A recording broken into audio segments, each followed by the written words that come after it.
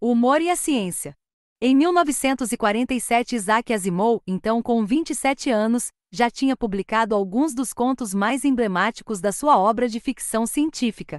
Mas, por essa altura, andava às voltas com o seu doutoramento em bioquímica. Parte do trabalho experimental consistia em dissolver cristais de catecol em água, o que acontecia instantaneamente. Ocorreu-lhe que se os cristais de catecol fossem mais solúveis, dissolver-se-iam antes de entrarem em contato com a água. Asimov andava também preocupado com a escrita da sua tese, que estava para breve. Como escrevia profissionalmente havia 9 anos, e procurava sempre escrever o melhor possível, temia que não fosse capaz de escrever suficientemente mal para produzir uma tese com um estilo aceitável pela academia. Com estas ideias a fervilhar na cabeça, resolveu escrever um falso artigo científico, com gráficos, tabelas e falsas citações, de modo a praticar o estilo de escrita necessário para a tese. Nesse falso artigo descreveu um composto imaginário, a que chamou tiotimolina, tão solúvel que se dissolvia em 1,12 segundos antes de a água ser adicionada. Enviou-o para a revista Astold in Science Fiction, com a condição de que fosse publicado sob pseudônimo, pois receava que o júri de doutoramento não tivesse sentido de humor e infelizmente esta condição não foi respeitada pelo editor, que publicou o artigo com o nome do autor. No entanto, o seu júri de doutoramento teve mais sentido de humor do que supunha. Não só a sua tese foi aprovada, como ainda respondeu a uma pergunta sobre a tiotimolina na parte final da defesa. Alguns anos mais tarde, Asimov regressou ao tema com um novo artigo intitulado As aplicações micropsiquiátricas da tiotimolina. Neste, defendia que se poderia usar a tiotimolina para fazer uma avaliação quantitativa de determinadas perturbações mentais. Explicava como a solubilidade da tiotimolina dependia da determinação da pessoa que adicionava água. No caso de pessoas com personalidades múltiplas, algumas partes da tiotimolina dissolviam-se antes das outras, como reflexo das várias determinações das diferentes personalidades. Apresentava ainda uma explicação para as estranhas propriedades cronológicas da tiotimolina. A estrutura da molécula era tão compacta que algumas ligações químicas eram forçadas a entrar pela dimensão do tempo, pois não podiam coexistir em simultâneo. Em 1959 publicou um terceiro artigo com o título Tiotimolina na Era Espacial, que assumiu a forma de uma comunicação ao 12º Encontro Anual da Sociedade Cronoquímica Americana, uma organização que evidentemente ainda não existe. Neste trabalho, Asimov descrevia como uma equipa de investigadores escoceses tinha conseguido interligar 77.000 endocronômetros, de modo a dissolver uma amostra de tiotimolina um dia antes de a água ser adicionada. Expressava ainda a sua preocupação de que a União Soviética pudesse ter instrumentos ainda mais sofisticados e fosse capaz de antecipar ainda mais a dissolução de grandes quantidades de tiotimolina. Há uma longa tradição de cruzamentos do humor com a ciência, de que os falsos artigos de Asimov são um exemplo. O biólogo Ralph A. Levin disse que há pelo menos tantas pessoas com sentido de humor na ciência como em qualquer outra disciplina. E adiantou uma explicação. Talvez seja porque haja tantas criaturas engraçadas na natureza, como os rinocerontes e os flamingos, já para não falar de alguns protozoários absolutamente ridículos. Levin fez uma recolha de humor na literatura científica publicada entre 1923 e 1983. Encontrou várias descrições de espécies imaginárias, descrições humorísticas de espécies verdadeiras e até mesmo um artigo de revisão sobre veterinária dos animais empalhados. Na esfera médica descobriu um artigo 2 de 1965, publicado numa revista científica respeitável, acerca da armipetina, que seria um poderoso contraceptivo olfativo. O autor não revelava a estrutura completa da molécula, pois como afirmava no artigo pretendia fazer uma fortuna. Apresentava apenas uma parte das ligações químicas, que consistiam numa longa cadeia com vários átomos de azoto ligados a átomos de oxigênio, e explicava que tinha recolhido várias provas testemunhais de que uma sucessão de íons pode ser bastante eficaz na prevenção de gravidezes. Levin encontrou ainda um artigo que descrevia estudos psicanalíticos do ursinho Poe. Poderíamos acrescentar a esta lista um artigo publicado numa respeitável revista de neurocirurgia em 2011, que faz uma avaliação dos traumatismos cranianos nos 34 livros do Asterix, através da análise de sinais indiretos como olhos esbugalhados. Os autores concluem sem surpresa que o grupo sociocultural mais atingido são os romanos, 63,9% das vítimas, e que os gauleses causam a maioria dos traumatismos cranianos, 87,1%, metade dos quais da responsabilidade da dupla Asterix e Obelix. O artigo não era para ser levado a sério e foi publicado com uma nota do editor, que justifica a sua publicação com a necessidade de alertar para os fatores de risco associados a traumatismos cranianos, nomeadamente a importância do uso de capacete. Toda a gente percebeu a ideia. Toda? Não.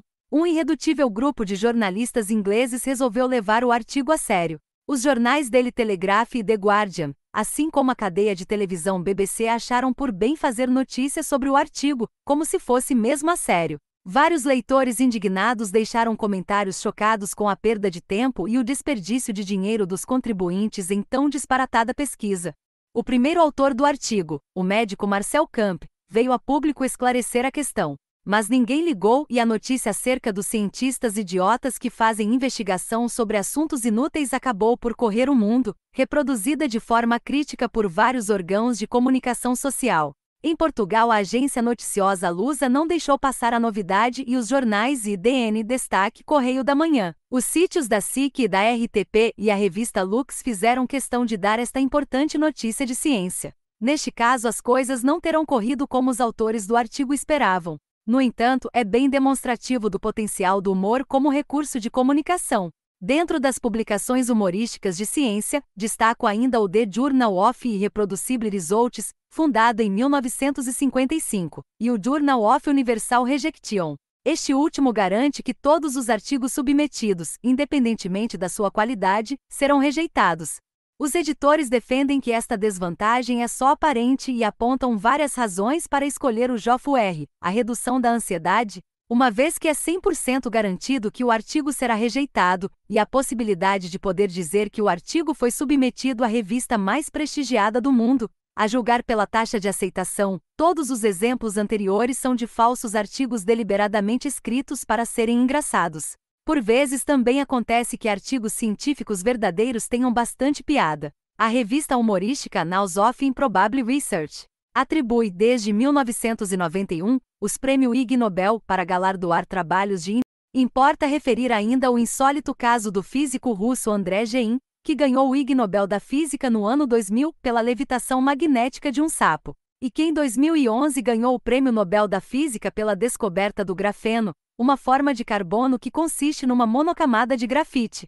Há também alguma tradição, principalmente nos países anglo-saxônicos, de stand-up comedy sobre temas científicos. Exemplo disso é o norte-americano Brian Malo, que se auto-intitula o primeiro comediante científico do planeta. O gato de Schrödinger entra num bar, e não entra. No Reino Unido, o Bright Club produz regularmente espetáculos de stand-up comedy nos quais atuam cientistas e comediantes profissionais de modo intercalado. Na Nova Zelândia, o grupo Kinship faz espetáculos humorísticos sobre ciência com uma qualidade artística e técnica bastante elevada, recorrendo ao canto, à dança e à representação. Quando comecei a usar o humor para fazer comunicação de ciência, não conhecia a maior parte dos exemplos que aqui descreve. Tal como Asimov estava a fazer o meu doutoramento em bioquímica e já escrevia profissionalmente há vários anos, as semelhanças terminam aqui, não pretendo de modo nenhum comparar-me a Asimov. Nessa altura, em 2003, fazia parte da redação do Inimigo Público, que é um suplemento satírico publicado com o Jornal Público. Escrevia sobre vários temas da atualidade noticiosa, mas tinha muitas ideias de ciência na cabeça, e por causa disso comecei a escrever falsas notícias de ciência.